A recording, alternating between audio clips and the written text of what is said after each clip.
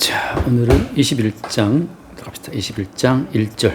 또 내가 새 하늘과 새 땅을 보니 처음 하늘과 처음 땅이 없어졌고 바다도 다시 있지 않더라.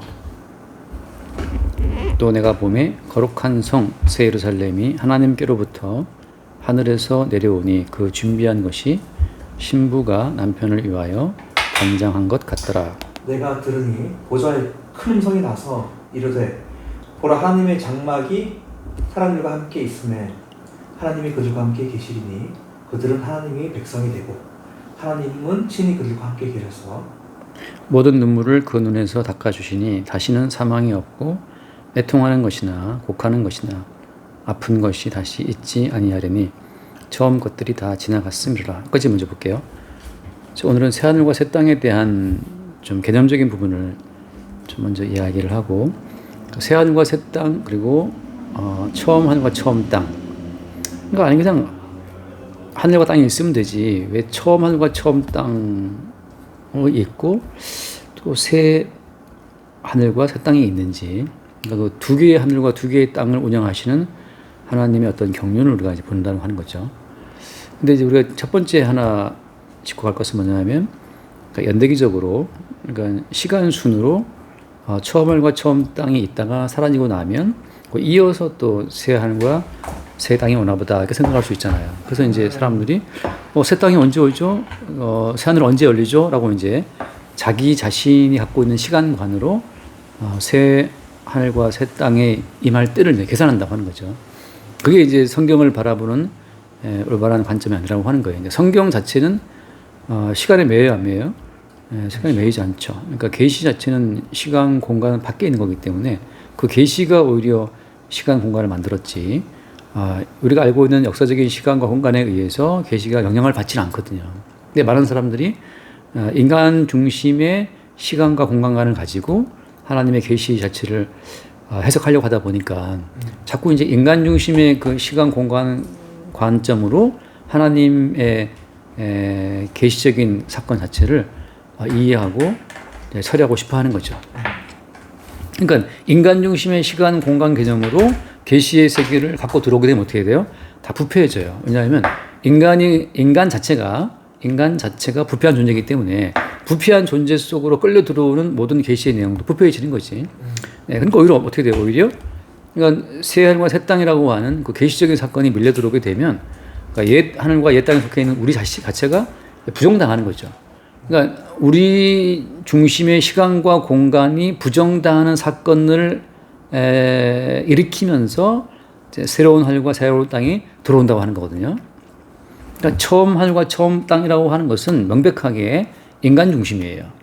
그러니까 인간 중심이기 때문에 모든 인간들은 자기 중심으로 처음 하늘과 처음 땅을 생각하고 살아간단 말이죠. 근데 어떻게 엄밀히 말하면 처음 하늘과 처음 땅도 어디의 일부인 거야? 새 하늘과 새 땅의 일부인 거예요.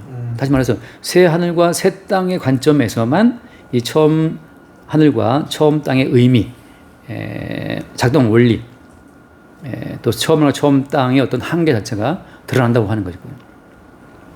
그러니까 이제 엄밀히 말하면 새 하늘과 새 땅을 경험치 못한 사람들은 처음 하늘과 처음 땅의 의미도 알까요, 모를까요? 이게 모른다고 하는 거죠. 그래서 이제 그럼 새 하늘과 새 땅을 예컨대 경험한 자가 있느냐? 있죠. 예를 들면 잠깐 보고 볼게요. 사도행전 7장 말씀 보면 사도행전 7장에 스데반 집사가 그런 말 하잖아요. 그 죽으면서 남겼던 그 말이 예컨대 54절부터 볼게요. 그들이 이 말을 듣고 마음에 찔려 그를 향하여 일을 할거늘. 그 다음 봐요. 55절. 네. 스데반은 성령 충만하여 하늘을 우러러 주목하여 하나님의 영광과 및 예수께서 하나님 우편에 서신 것을 보고, 그 다음에 말하되 보라 하늘이 열리고 인자가 하나님 우편에 서신 것을 보노라 한대. 이게 지금 하나님의 영광과 및 예수께서 하나님 우편에 서신 것을 보고라고 하잖아요. 그러니까 하늘을 우러러 딱 주목해 보니까는 하나님 영광이 보이고 예수님께서 우편에 딱 서신 걸 보였단 말이죠. 그리고 그가 뭐라 했냐면 보라 하늘이 열리고라고 하잖아요.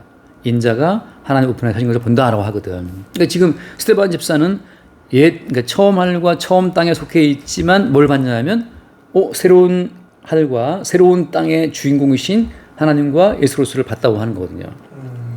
그러니까 다시 말하면 시간적으로 처음 하늘과 처음 땅이 다 사라지고 나서 새 하늘 새 땅이 온다 보다라고 하는 것 자체는 어때요?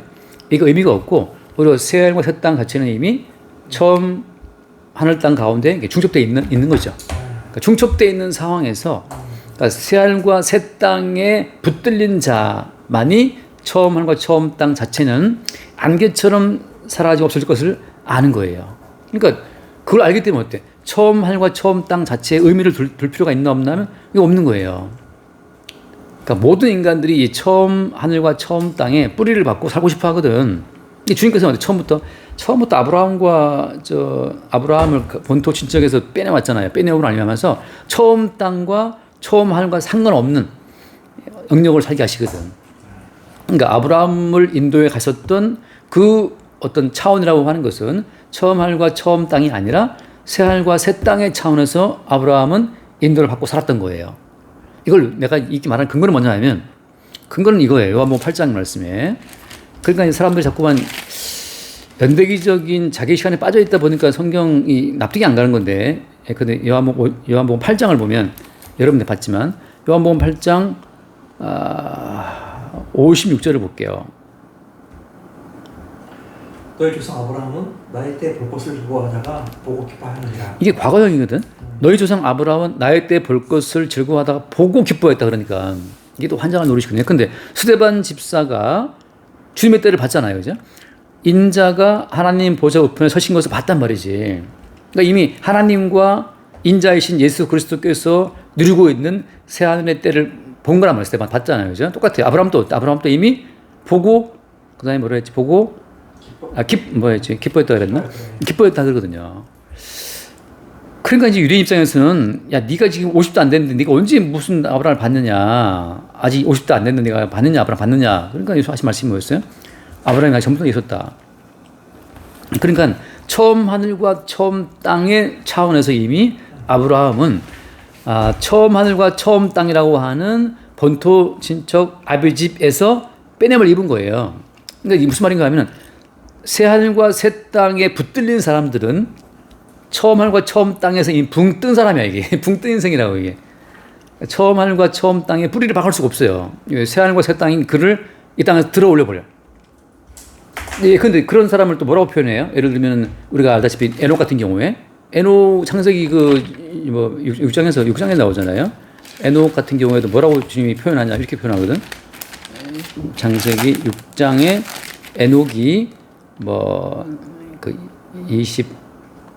22절부터 보면 22절 무두살을 낳은 후 300년을 하나님과 동행하며 자녀를 낳았으며 그다음에 6장 아닌데? 6장 아닌가? 5장이네. 네, 5장이네. 5장 22절. 그 다음에 그는 365세를 살았더라. 그리고 에녹이 하나님과 동행하더니 하나님이 그를 데려가시고 세상에 있지 아니하였다. 세상에 있지 않았다. 들어갔다. 그러니까 이미 새로운 하늘과 새로운 땅은 있었던 거예요. 있었는데 그 새로운 하늘과 새로운 땅에 붙들린 사람들은 이 땅에서 하나님과 어떻게 했다? 동행했다. 이 동행했다는 말이 어떤 말이냐면 동행했다는 이 말 자체가 처음 하늘과 처음 땅에서 붕 떴단 말이거든, 이게. 그러니까 마치 아브라함을 그 본토 친척에서 이게 뽑아가지고 붕 뜬 채로 이제 유랑을 시키는 것처럼 똑같이 에녹도 마찬가지예요. 동행했다는 그 말은 이 땅에서 주님이 들어올랐단 말이거든. 그 똑같아요. 예를 들면 기억날 거야. 출애굽기 말씀 보면 출애굽기 19장에 나왔나? 이스라엘 백성들을 출애굽시킬 때 그러니까 애굽이라고 하는 처음 하늘과 처음 땅에서 하나님이 어떻게 해요? 이스라엘 백성들을 붕 떠서 들어올렸거든. 그 들어올렸다는 그 표현을 어떻게 쓰냐면은 출애굽기 19장 4절 말씀에서는 4절에 내가 애굽 사람에게 어떻게 행하였으나 내가 어떻게 독수리 날개로 너희를 업어 내를 먹으라. 독수리 날개로. 그러니까 독수리 날개라고 하는 것은 이제 예를 들면 시작적으로 말하게 되면 하늘이 열리고 그다음에 성령이 비둘기같이 왔잖아요, 그죠? 그러니까 성령이 하늘이 열리고 내려와서 자기 백성을 인도해 가는 것처럼 지금 이스라엘 사람들은 애굽에서 그러니까 애굽의 하늘, 애굽의 땅 다시 말하면 이제 처음 하늘과 처음 땅을 대표하는 그 모형적 샘플이 애굽 땅인데 애굽 하늘인데 그 애굽의 하늘과 애굽의 땅을 어떻게 주님께서 흑암으로 막 흑암 재앙으로 쳐버리잖아요. 땅도 초토화, 애굽의 나일강도 초토화, 그 다음에 애굽의 하늘도 흑암으로 쳐버리고 메뚜기가 막 덮어버리고 그런 식으로 해서 애굽 자체를 다 박살을 낸 상태에서 독수 날개로 업어서 인도했다고 말씀하시거든. 이미 구원 자체는 그러니까 새 하늘과 새 땅의 작용이란 말이죠. 그러니까 새 하늘과 새 땅의 영향에 붙들려 가지고 처음 하늘과 처음 땅의 한계 자체가 그때 보이는 거예요. 다시 말해서 새 하늘과 새 땅에 붙들리지 않은 사람들은 처음 하늘과 처음 땅의 실체를 알아요, 몰라요? 이걸 모르는 거고, 그 다음에 새 하늘과 새 땅에 붙들리지 않은 사람들은 처음 하늘과 처음 땅을 벗어날 수 있어 없어? 벗어날 수가 없어요. 그들한테는 처음 하늘과 처음 땅이 전부야, 전부. 그러니까 우리가 알다시피 뭐 노아의 때 또 롯의 때 있잖아요. 그들이 먹고 마시고 장가가고 시집가고 사고 팔고 그게 전부 다라고. 거기서 나올 수가 없어요. 새로운 하늘과 새로운 땅이라는 자체가 그들한테 보이지 않거든. 근데 주께서 하늘을 열어서 새로운 하늘과 새로운 땅을 보여준 사람들, 바꿔 말하면 그들의 어떤 자력이 아니고 어때요? 새 하늘과 새 땅의 능력이 그들 가운데 덮어 씌워주니까 그 새 하늘의 능력에 의해서 그들이 말하자면 이제 뽑혀 나오는 거란 말이죠. 그걸 이제 근데 아브라함 같은 경우에는 본토 친척 아비집에서 그들을 인도했다 말씀하고 또 아까 에녹 같은 경우에는 동행했다고 말씀하시고 그리고 그들 데려갔다는 말씀을 하시고 또 출애굽 같은 경우 출애굽 같은 경우에는 독수리 날개로 업어 인도했다고 말씀하시고 그런 식으로 그다음에 출애굽한 이스라엘 백성들은 어떻게 광야에 살았어요? 광야에 살 때는 새 하늘과 새 땅의 양식으로 살단 말이죠. 그러니까 만나라고 하는 것은 새 하늘과 새 땅의 양식이라고. 왜? 만나는 이 땅에서 없는 양식이니까. 그 만나를 주님께서 어떻게 풀이했냐면 내 살을 먹고 내 피를 마시면 한다고 말씀하시잖아요. 그러니까 새 하늘과 새 땅의 능력, 생명에 붙들린 자만이 처음 하늘 땅의 세력에서 뽑혀 나와서 새로운 차원의 생명을 누린다고 하는 거지. 그리고 어때요? 그 뒤에 나오지만 자 한번 다시 볼게요. 1절 말씀에 21장 1절에 돌아서 보면 또 내가 새 하늘과 새 땅을 보니 처음 하늘과 처음 땅이 없어졌고 바다도 다시 있지 않다. 네, 바다라고 하는 것은 이제 계시록의 바다라고 하는 것은 열국을 말하는데 모든 나라를 말하잖아요. 그러니까 처음 하늘과 처음 땅에서 세워지는 모든 나라들. 아무튼 인간이라는 자체는 나라 없이는 시체예요. 다 뭐 미국이든 뭐 중국이든 지금은 또 뭐 지금 뭐 북중러 지금 뭐 정순절 행사한다고 다 모여 있잖아요. 아까 보니까 뭐 진짜 다 뚱뚱한 것들이 모여서 이제 걷고 있더라고. 시진핑 중심으로 해가지고. 근데 그 나라들, 바다라고 하는 것은 인간이 세운 천국이에요. 다시 말해서 국가라고 하는 것은 인간이 세울 수 있는 가장 차원 높은 천국이 국가거든. 국가는 인간이 창조해낸 어떻게 보면 가장 완벽한 유토피아거든. 그게 이제 말하자면 가인이 만든 애농성부터 이렇게 쭉 이어져 온 건데, 그러니까 큰 성 바벨론 마찬가지고 큰 성 바벨론도 국가라고 하는 그 자체로 모든 어떤 인간의 꿈을 다 이렇게 버무려서 묶어놓잖아요. 예를 들어서 국가 자체가 뭐 연금 보험이든 국민연금이든 의료보험이든 국방이든 간에 다 모든 인간들의 소망은 이 땅에 있다고. 그러니까 처음 하늘과 처음 땅의 엑기스는 어때요? 나라거든, 나라. 그러니까 바리새인과 사두개인들이 어디에 더 환장하냐 하면 유대의 나라. 그래서 주님께서 오실 때 주님 이스라엘 나라를 회복하실 때가 이때입니까? 한단 말이죠. 왜냐하면 이스라엘 나라의 회복 자체가 그것이 처음 하늘과 처음 땅의 엑기스가 나라기 때문에 아무튼 모든 인간들은 국가에다 신경을 써요. 내가 우리나라에 있는 그 소위 말하면 이제 우파에 속한 목사님들이 좀 어떻게 보면 이제 국가주의자라고 해야 되나? 아무튼 복음을 가지고 국가 자체의 어떤 자꾸만 어떤 그 뭐랄까 이승만 대통령을 포함해서 좋은 나라 살려 애를 쓰고 있는데 그게 다 누구의 흔적이에요? 유대인들의 흔적이에요. 유대인들은 예수님 모셔갖고, 그러니까 오죽하면 예수님 제자 가운데 그 열심당 시몬 있다. 열심당 시몬, 젤롯당. 열심당 시몬이나 또 가룟 유다나 다 같은 계열이란 말이지. 그들은 뭐냐? 그들은 예수 그리스도를 이용해서 나라다운 나라, 언약에 기반한 이스라엘 나라를 세우고 싶었던 거예요. 결국은 이 땅에 속한 나라를 세우는 것이 열심당 시몬을 포함한 그 예수님 12제자 가운데 많은 다수가 그들이란 말이지. 베드로 같은 사람들은 그렇게 큰 꿈을 꾸기에는 그냥 어부수시기 때문에 없다 할지 모르지만 대부분 예수를 따라오는 사람들 같은 경우에는 예수의 능력을 이용해 나라 세우는 것이 그래서 많은 사람들이 또 자연스럽게 예수님을 임금 삼으려고 했던 것처럼 그러니까 여기서 말하는 바다라고 하는 것은 결국 처음 하늘과 처음 땅의 엑스가 나라들인데 그 모든 나라들도 다 다시 있지 않다라고 하는 거죠. 다시 말해서 이건 이거예요. 새 하늘과 새 땅의 능력에 붙들린 자의 눈에는 이 땅의 모든 나라가 이미 나라 같다고 이 나라 자체가 의미가 없어요. 아니 주님께서 내 나라에 땅에 안 속겠다 그러는데 왜 자꾸 이 나라에다가 소망을 두고 주님 말씀하시기를 내 나라에 땅에 속지 않았다 말씀하시는데 자꾸만 많은 기독교인들이 자꾸 예수님 붙들어서 이 나라를 세우려고 애를 쓰고 있냐고. 모든 나라들은 예수를 못 박아 죽인 나라로 정체가 드러날 수밖에 없는데 바다에서 올라온 짐승인데 바다에서 올라온 짐승이라고 할 때 그 바다에서 올라온 짐승의 엑기스가 그죠? 그게 나라인 것이고 땅에서 올라온 짐승 처음 땅의 엑기스가 종교란 말이에요. 종교. 그러니까 처음 땅과 처음 하늘의 그 모든 엑기스가 국가고 그게 바다에서 올라온 짐승이고 그것이 땅에서 올라온 짐승인 종교고 그 모든 것이 뭘 약속해요? 이 땅에다가 예수를 믿고 좋은 나라 세워보자고 하는 것으로 간단 말이죠. 그 자체가 얼마나 그리스도 예수를 대적하는 안티크라이스트적이냐 말이죠. 왜? 국가가 예수를 죽였는데 우리는 또 그 나라를 세워보겠다고 애를 쓰고 있으니까. 이게 이제 어떤 이렇게 또 반론을 하더라고. 그래도 예를 들면 이승만 대통령이 그래도 나라를 잘 안 세웠냐 기독교를 두고. 근데 생각해봐요. 이게 얼마나 황당한 말인지. 자, 콘스탄틴 대제가 로마 황제가 밀라노 칙령을 해가지고 기독교를 공인했잖아요. 그게 자 기독교를 공인하고 데오도시우스가 기독교를 국교화했잖아. 그것이 기독교의 승리인가? 예수님의 승리인가? 아니에요. 그것이 심각하게 예수 그리스도를 방해하고 그러니까 회방하는 말하자면 물타기 학전이란 말이죠. 그렇게 콘스탄틴과 데오도시우스가 기독교를 국교함으로 말미암아서 이제는 어때?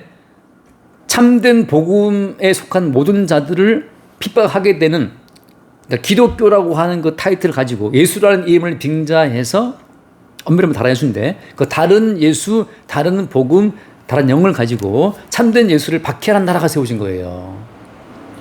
다시 말해서 바다로 덮어진 것이 그냥 온 세계가 그냥 바다에서 오는 짐승이 덮어버렸단 말이죠. 무슨 이름을 깔고 예수 이름을 깔고 거기서 바울이 뭘 외치는 거예요? 사도 바울이 외친 것이 한번 잠깐 읽고 넘어봅시다. 고린도후서 이거 똑같은 이야기지만 고린도후서 11장을 잠깐 보면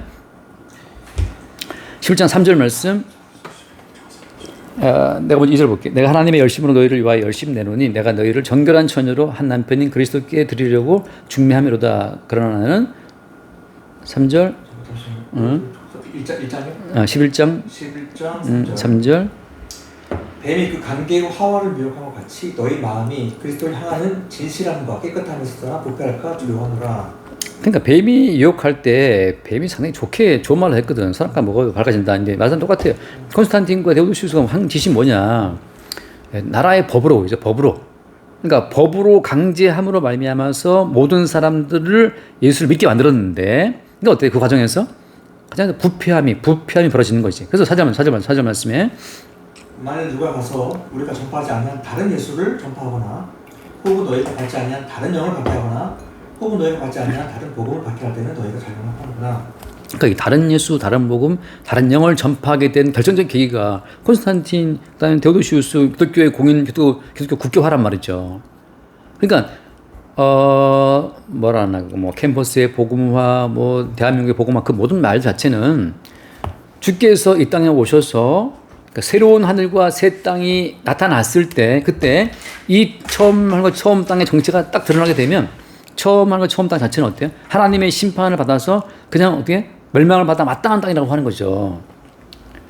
그러니까 처음 하늘과 처음 땅은 어때? 여기 말씀처럼 없어졌고라고 하잖아요. 그러니까 새 하늘과 새 땅이 임하게 되면 처음 하늘과 처음 땅 어떻게 돼? 패스트 어웨이 지나가 버렸단 말이죠.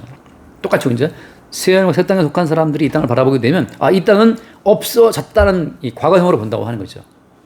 애굽은 없어졌단 말이죠. 근데 생각해봐요. 없어졌는데 광야에 들어온 이스라엘 사람들이 어디를 그리워해요? 애굽을 그리워한다고. 그러니까 없어졌는데 그리워하거든.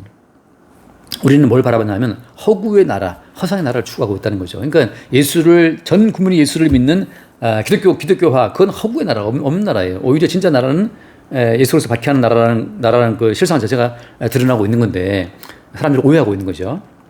그래서 그 뒤에 말씀 보면 돌아와서 21장 2절 말씀 보면 2절에 또 내가 봄에 거룩한 성 예루살렘이 하나님께로부터 하늘에서 내려오니 그 준비한 곳이 신부가 남편을 위하여 단장하는 것. 지금 내 말이 이 말이에요. 그러니까 새 하늘과 새 땅의 에키스는 거룩한 성 예루살렘인데 예루살렘은 땅에서 만들어진 것이 아니고 어떻게 해요?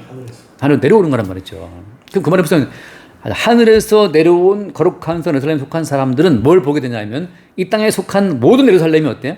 그게 소돔이고 애굽이라는 사실을 본다고 하는 거지. 어떤 소돔이고 애굽이에요? 예수님을 못 박아 죽인 소돔이고 애굽이라는 사실을 본다고 하는 거죠. 누구와? 거룩한 성 예루살렘, 하늘로부터 내려온 예루살렘 성에 속한 사람들이 그걸 본다고 하는 거예요. 그러니까 이건 어떻게 알 수 있냐면 그냥 세상이라고 하는 것은 에키스가 바다로 표현된 국가인데 그 국가라고 하는 것은 결국 예수를 잡아 죽인 곳이라는 사실을 보게 된 사람들. 이 땅의 모든 실체는 하나님의 아들 예수를 잡아 죽인 땅이라는 사실을 보게 되는 그 사람이 어때? 이미 거룩한 성 예루살렘이라고 하는 것이. 거룩한 성 예루살렘이 내려왔잖아요. 내려왔어요. 근데 뭐라고 됐어? 내려왔는데 딱 보니까 어때? 보니까 신부. 어린 양 예수로서의 신부라고 하는 거죠. 그래서 알다시피 우리가 요한계시록 그 11장에 봤다시피 요한계시록 11장 이건 지금 결정된 상황 자체가 선포되는 거지 땅에 속한 사람이 노력한다고 지금 되는 것이 아니라는 걸 말하고 있는 거예요. 근데 11장 그 우리 8절 뭐 수천 번 봤지만 그들의 시체가 큰 성 결에 있으리니 그 성은 영적으로 하면 소돔이라고도 하고 애굽이라고도 하니 그다음에 곧 그들의 주께서 십자가에 못 박히신 곳이라고 되어 있잖아요. 이게 무슨 말인가? 그냥 거룩한 성 예루살렘이 내려오게 되면 뭘 아냐 하면 이 땅 전체가 어때? 이 땅 전체가 하나님의 아들 예수를 못 박아 죽인 소돔이고 애굽이라는 사실을 본다는 거지. 이 땅에 대한 어때? 전면적 부정이에요.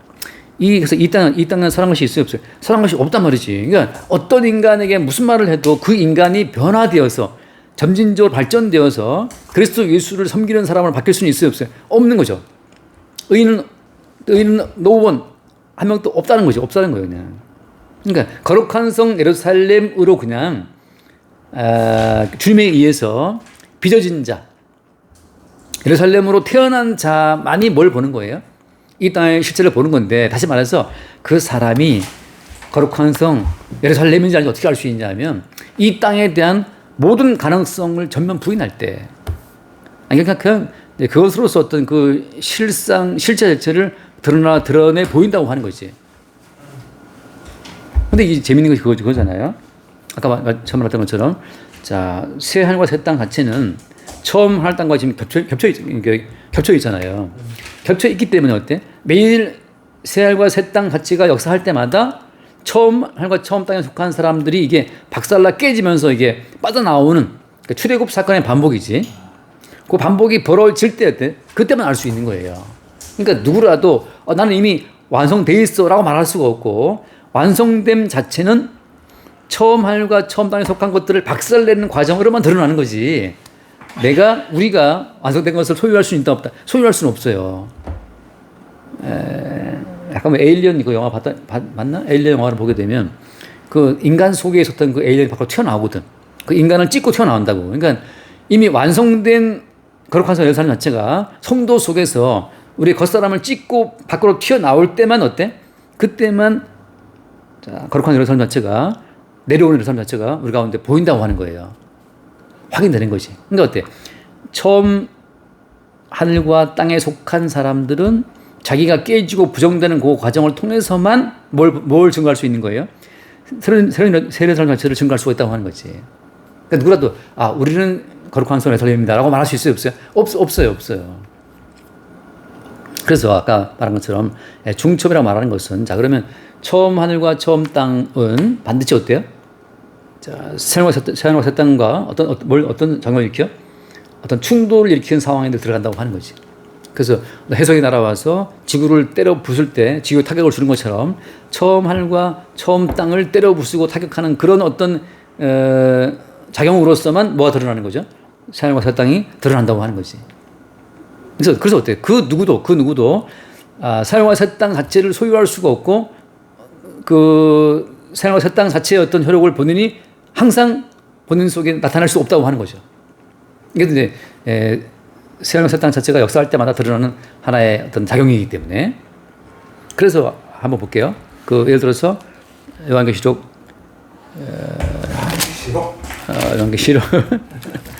요한계시록 우리 몇 장에 나왔나 그게 7장 보면 나오죠. 7장 요한계시록 7장 자 14절을 보면 14절 여러분 봤지만 내가 말한 길을 내 주여 당신이 아시나이다 하니 그가 나에게 이르되 이는 큰 환난에서 나오는 자들인데 어린 양의 피에 그 옷을 씻어 회개하느니라.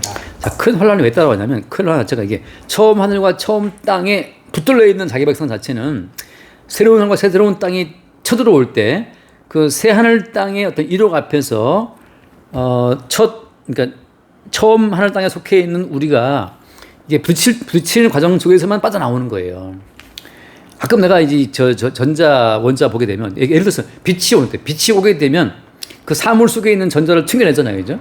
빛에 의해서 어떤 물체가 부딪히면 그 물체의 전자가 밖으로 튕겨 나오는 것처럼 그러니까 새 하늘과 새 땅 자체가 처음 땅 하늘을 때려버리면 그 땅에 속해 있었던 자기 백성이 튕겨 나온단 말이죠.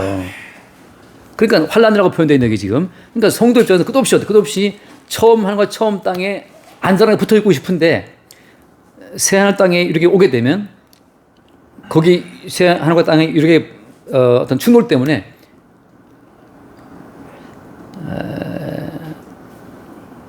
애국에서 나왔던 이스라엘처럼 벗어나야 새로운 사건이 벌어진다고 하는 거죠. 그때 뭐가 벌어져요? 한 번 더 보게 되면 거기에 아까 봤던 그 7장 그 어린 양의 피에 뭐라고 했어요? 어린 양의 피에 옷을 씻어 피. 네. 그때 뭐가 나타나냐면 그때 본의 아니게 어린 양의 피가 튀어나오게 돼요. 예를 들어서 모세라고 하는 존재는 근데 새로운 하늘과 새로운 땅의 전령으로 모세가 갔잖아요, 그죠? 그래서 모세로 말미암아 새로운 하늘 땅의 유력이 애굽을 쳐버리니까 어때? 쳐버리니까 애굽에서 뭐가 발생돼요? 애국과의 준을 가운데서 어린 양의 피가 발생이 되죠, 그죠? 그러니까 어린 양의 피로 말미암아서 어린 양의 살과 피에 덮인 자들이 그때 출애굽을 한단 말이죠. 그러니까 여기서 이제 말하자면 그런 거지, 이제. 어린 양의 살과 피를 유발시키는 그 사건 가운데에서 어린 양 예수의 살과 피에 묻어서 빠져나오게 된 자들이 이스라엘 말이죠. 그때 여기서 뭐라고 표현한 그 표현 뭐라 했어요? 그래서 그 표현 자체를 어린 양의 피에 그 옷을 씻어 희게 했다. 여기서 이제 사람들 오해하는 것이 어린 양의 피를 씻어야지. 그럼 맨날 어린 양 뭐 찬양하고 부른다고 해서 그 씻냐 말이죠. 그게 아니란 말이지. 말할 때마다 어린 양의 피를 말한다고 해서 씻는 게 아니란 말이에요. 어떻게 되는 거 어떻게?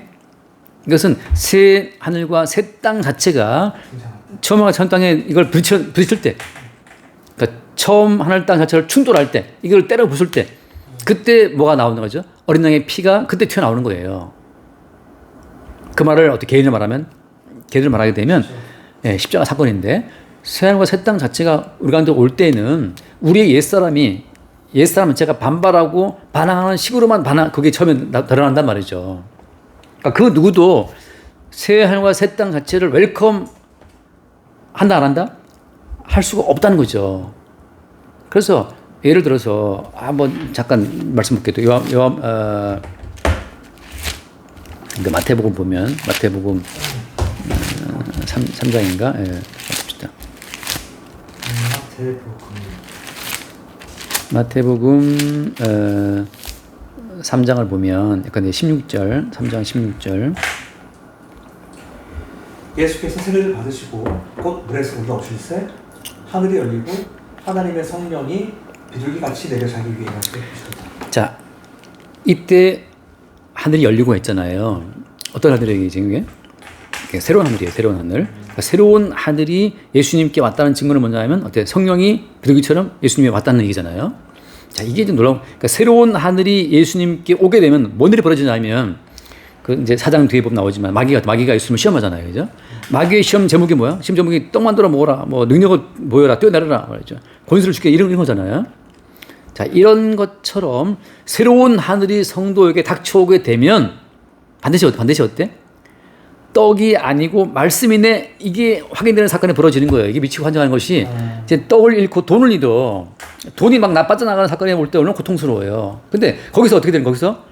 예수님 왜 내 돈 뺏어갑니까? 하고 우리는 반항하고 불평하고 전 난리 뭐 지랄한단 말이죠. 돈 잃으니까 지금. 돈 잃을 것처럼 괴로운 게 없어요. 그래서 하나님 왜 날 괴롭게 합니까? 나 돈 없어요. 막 원망하고 떼쓰고 하면 그 가정이 그게 예수를 못 박아 죽이는 사건이라고. 그다음부터 뭐가 나와 있어요? 뛰어내려라. 뭐가 나왔어요? 권세를 줄게 잘하라 말이죠. 그러니까 돈 나가, 능력 나가, 다 나가서 쪽팔리는 상황 벌어져. 권세 없어도 남들 머리 숙여야 돼. 그 모든 상황이 벌어지니까 어때요? 인간이 나온 것은 원망이라, 불평이라. 거기서 뭐가 벌어져요? 네가 하나님의 아들이라면 좀 구원해 우리를 좀. 십자가의 한편 강도 있잖아요. 네가 하나님 아들이라면 우리를 구원해라. 십자가 밑에 있는 그 사람 뭐라고 요구했어요? 하나님 아들이라면 네가 너를 증명해봐. 십자가 내려와봐. 한단 말이죠. 거기서 어때 우리는? 진짜 내가 예수를 믿는 게 맞다면 내 사업이 잘 돼야지. 정말 예수 믿는 게 맞다면 떡이 오면 돈의 문제가 풀려야지. 많은 교회에서 뭘 이야기해요? 예수 믿었더니만 돈 문제가 풀렸대. 그래가지고 막 기뻐한다 그러는데 그것이 어때요? 그게 다 이제 마귀의 시험이 넘어간 거란 말이죠. 왜냐하면 예수님 어때? 마귀의 시험에 안 넘어간다는 뜻이 뭐예요? 사람이 떡이 아니고 뭔다? 말씀을 한다고 하잖아요. 결국은 뭐냐면 마귀의 시험을 이겼다는 것은 뭐냐면 결국은 살아있는 말씀 자체의 고백이에요. 말씀의 경험이라고. 따라서 그 사람이 정말 예수 그리스도의 새 하늘에 붙잡힌 사람이라면 그래서 마지막에 뭐가 나와야 돼요? 이 말씀이 나와야 정상이에요. 다시 말하면 예수를 믿고 나서 이랬다라고 하는 나온 것이 아니고 그 입에서 뭐가 나오냐 살리는 말씀이 나와야 정상이라고 하는 거죠. 근데 살리는 그 모든 말씀의 핵심은 뭐냐? 핵심은 십자가의 예수라고 하는 거죠. 다시 말해서 이렇게 우리 옛사람은 마귀에게 붙들려 가지고 맨날 떡 달라 뭐 능력 달라 외치는 이 것상 자체가 이것 때문에 예수를 우리가 죽였다라고 하는 거. 그러니까 그 마귀의 시험에 넘어가서 예수를 찔러 죽이는 과정에서 뭐가 나와요? 예수의 피가 나온다는 하는 거죠. 그러니까 예수님의 십자가의 죽으심이 누구 때문이라는 사실을 나 때문에 사실을 항상 고백하게 되는 사건 속으로 간다는 그것이 뭐예요? 예수님의 십자가의 죽으심이 나의 마귀에게 넘어간 마귀에게 미혹된 내 욕망이라는 사실을 고백하는 그 순간이 뭐냐면 아까 7장 거기 요한계시록 7장 14장 말씀. 예. 그것이 바로 뭐냐면 어린 양의 피에 그 옷을 씻어 희게 했다는 고백이란 말이죠. 그러니까 자, 새로운 하늘과 새로운 땅과 처음 하늘과 처음 땅이 부딪힐 때에는 그때 아무 인간도 웰컴하고 환영한 자가 아무도 없고 오히려 어때요? 마귀에게 붙들린 우리의 속성을 다 드러낸단 말이죠. 마귀에게 붙들린 속성은 어떤 거예요? 그냥 떡의 문제, 능력의 문제, 권세의 문제 그게 다란 말이죠. 그것을 채워주면 좋은 예수님, 안 채워주면 죽인다 하는데 안 채워줘서 예수를 찔러 죽이는 죄인이 누구였다? 찔러 죽이는 그 죄인이 바로 나였네라는 사실을 아는 과정 가운데 어때? 어린 양의 피에 그 옷을 씻어 희게 하는 건데 이렇게 어린 양의 피에 옷을 씻어 희게 하는 그 자체가 어때요? 그 자체가 바로 무엇이다? 오늘 말씀 나온 것처럼 그게 바로 단장이라고 하는 거예요. 한 번 더 봐요. 21장 2절 말씀에 21장 2절 또 내가 봄에 거룩한 성막 예루살렘이 하나님께로부터 하늘에서 내려오니 그 준비하는 것이 신부가 남편을 위하여 단장하는 것 같다. 이게 단장이란 말이죠. 이때 단장은 어떤 거냐면 100% 신부의 것은 아무것도 없어. 모든 것이 어때? 다 남편 대신 예수님 거야. 이게 단장이에요. 근데 어때? 남편 대신 예수의 것이라고 하는 그 어떤 표현을 뭐라고 됐어요? 아까 전에 예수의 십자가의 피 흘리심인데 이 십자가의 피 흘리심 자체는 구약적으로 어떤 거예요? 아담을 잠들게 한 다음에 아담의 뼈를 빼가지고 만들었잖아요. 그죠? 그 뼈에 생성되는 피인데 말하자면 그러니까 여기서 신부라는 자는 남편을 한 것이 있어요? 없어요? 아무것도 없고 오히려 남편의 피 이름을 유발했단 말이죠. 남편 대신 예수 그리스도의 피 이름을 입었단 말이죠. 그러니까 어때? 그러니까 이 신부는 자기의 개인적인 사적인 의로움을 여기에 첨가할 여지가 있어요? 없어요? 없기 때문에 그것이 거룩하단 말이죠. 개인의 공로, 개인의 의로움이 첨가되는 순간 거룩은 무너져 버려요. 오직 그냥 남편이신 신랑이신 예수 그리스도의 살과 피의 요소만으로 덧입고 있어야만 그게 거룩이란 말이지. 그러니까 천국에서는 개인적인 모든 의로움 자체를 내세우는 자가 있다 없다 한 명도 없어요. 그거는 거룩한 성에 들어갈 수가 없어. 그래서 이제 말하자면 잠깐 미리 보게 되면 근데 거기 22장 8절 말씀 보면 22장 8절에 21장 자, 그러나 두려워하는 자들과 믿지 아니하는 자들과 흉악한 자들과 살인자들과 음행하는 자들과 점술가들과 우상 숭배자들과 거짓말하는 모든 자들은 불과 영으로 타는 못에 던져지리니 이것이 조상이라. 여기 이제 두려워하는 자들이 먼저 오죠. 맨 끝에 뭐가 나와요? 맨 끝에 뭐가 나와? 거짓말. 예, 그러니까 두려움 자체는 왜 생기냐 하면 내가 뭔가를 준비해야 될 텐데 나 이거 없는데 라고 하는 그 두려움 있잖아요. 그러니까 잠깐만요. 그냥 우리는 신랑 대신 남편을 찔러서 그분이 흘리는 그 피만 덧입고 있다라고 하는 거 따라 내가 뭘 할 게 있다 없다? 할 게 없다라는 사실을 모를 때 있잖아요. 내가 뭔가 해야 된다고 했을 때 늘 두려운 거지. 내가 뭘 해야 되니까. 이거 혹시 내가 부족한가? 이거 부족한가? 다시 말해서 여기서 말하는 신부라고 하는 것은 남편이 준비한 그 모든 것을 입은 것 자체만 단장이라고 하는 거죠. 근데 남편이 뭘 준비했어요? 남편은 자기의 살과 자기 피를 준비했어. 이게 참 놀라운 사실이야. 남편이 우리를 위해 준비한 것은 자기의 살과 자기의 피인데 자꾸 우리는 뭘 갖고 나오는 거예요? 나가빠진 이 처음 하는 것 땅에 속한 낡은 것들을 갖고 나가려고 하니까 주님께서는 이것은 다 불태워버릴 것들이야 라고 하는 거죠.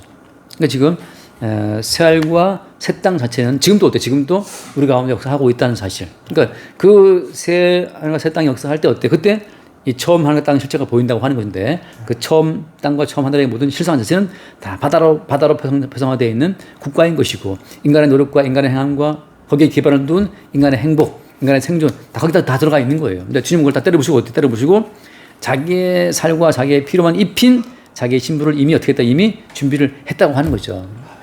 그러니까 삶과 사탕 자체가 역사할 때에는 그것밖에 없어요. 우리 가운데. 여기까지만 합시다. 다음 주에 다시 이어서 합시다. 계단만 잡고 마치죠. 기도하시죠. 주님 감사합니다. 주님의 계시록을 통해 이 계시의 세계는 이미 완성되었고 이 완성된 이 계시의 세계가 시시때때로 성도에게 나타남을 이렇게 알려주고 계십니다. 아멘. 새하늘과 새 땅이 등장할 때는 반드시 이 땅 이미 있었던 이 처음 땅과 하늘이 무너지는 그런 경우들이 수반되고 그 수반됨을 통해 거살람을 입은 모든 성도 똑같은 환난을 당합니다. 이 환난 속에서 예수 그리스도의 전적인 은혜인 그리스도의 살과 피가 묻어지는 그 은혜를 경험하며 우리의 공로가 아무것도 없음을 좀 알게 됨을 고백합니다. 이 과정 속에서 저희는 날마다 새하늘과 새 땅이 나타나고 새하늘과 새 땅의 주인이신 그 어린 양의 그 은혜를 저희가 믿음으로 바라볼 수 있도록 저희 인도해 주시고 저희 날마다 자기를 바라보지 않고 주 예수 그리스도를 바라보는 그 양의 무리에서 주의 음성을 들을 수 있는 은혜를 간구합니다. 아멘. 아멘. 주님 감사합니다. 이 완성된 주님의 은혜의 세계에 살고 있음을 이 옛 세계에 속한 한계를 보게 하심으로 늘 나타내시니 감사합니다. 날마다 옛 세계의 본성을 따라 주님을 찌르는 자들을 오히려 피로 덮으시고 살을 공급하사 새롭게 하시는 그 주의 은혜를 날마다 새롭게 발견하고 주를 찬송케 하여 주옵소서. 우리 주 예수 기도드립니다. 아멘.